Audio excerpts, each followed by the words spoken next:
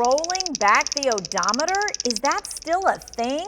Well, CARFAX research indicates that more than 2.1 million vehicles on the road have rolled back odometers, a 4% increase from the previous year. How are people still doing that, and how can you protect yourself as a consumer? Where Patrick Olsen from CARFAX is here to talk about it with us. All right, so first and foremost, I think people would be surprised that that's still happening.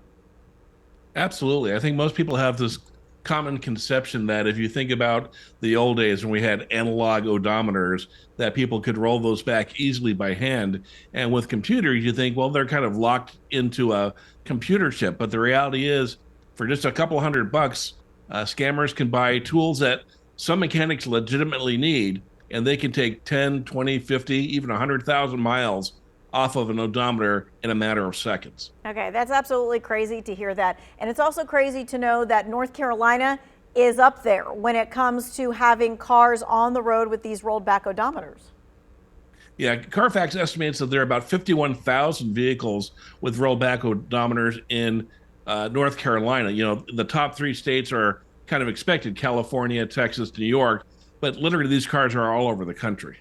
Yeah, we're taking a look at the states with them. There's the top 10, I mean, ones that you would think like Florida, Texas, right, Arizona, that kind of thing. Interesting with the whole Pennsylvania, Virginia, and Georgia. So we're all kind of in that mix there. Can we zoom in just a little further? Let's take a look at what our Sure. area looks like.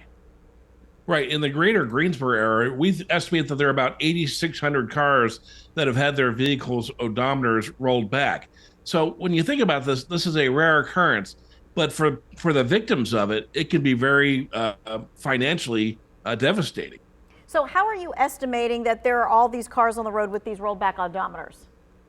So at CARFAX, we get millions of service records in every day, every year. Right? We have right now in our database, we have literally about 35 billion records. And so for each vehicle identification number, and that's what we do. We track the vehicle. We don't track any personal information, but we can see when people get an oil change or they get their car re-registered or go through a safety inspection.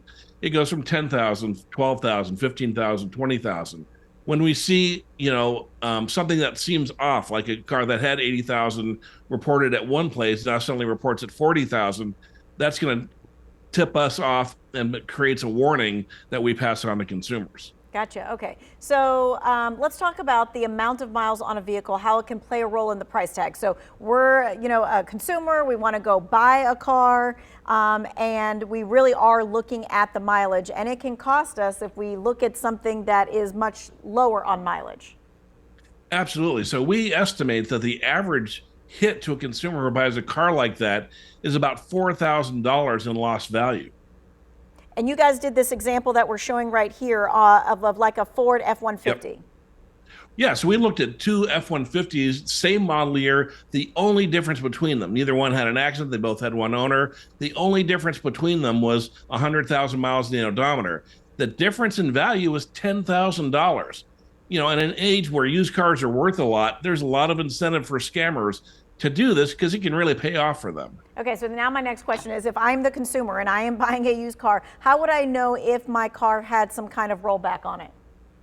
So what you would do is talk to the seller about, having that CARFAX vehicle history report, or get your own report and check, service after service after service, registration after registration, and watch the mileage and make sure that nothing's funky is going on there. The other thing we always recommend is have a mechanic look at the car too, and they can see, this car says it only has 100,000 miles. Man, it looks like it's been, across Asia and back again. And they can really tell if a car, the wear doesn't seem to match the odometer very well.